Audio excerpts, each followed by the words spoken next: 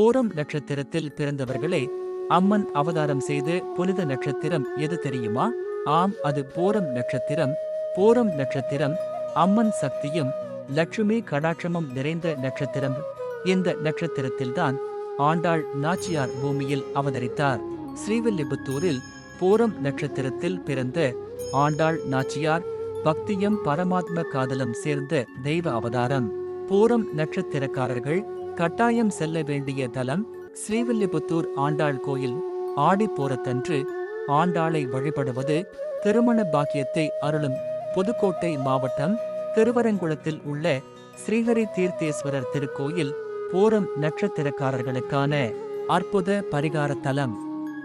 சோழ மன்னன் கல்மாஷபாதனுக்கு குழந்தை பாக்கியம் கிடைக்க அகத்திய முனிவர் காட்டிய தலம் இதுவே ஸ்ரீஹரி தீர்த்தேஸ்வரர் ஆலயம். பூரம் நட்சத்திர தெய்வமான கண்ணபுரத்தாயி அருள் பாலிக்கும் சமயபுரம் மாரியம்மன் கோயில் துன்பங்கள் நீங்கும் சக்தி தலம்.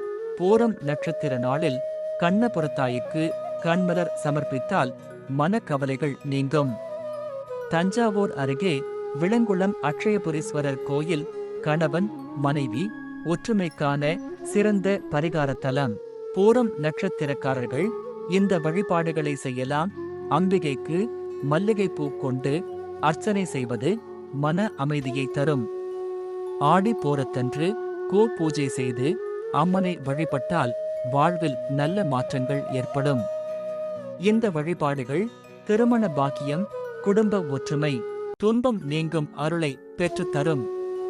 பூரம் நட்சத்திரத்தாரே, அம்மன் அருள் எப்போதும் உங்கள் வாழ்க்கையில் நிறைந்திருக்கட்டும்.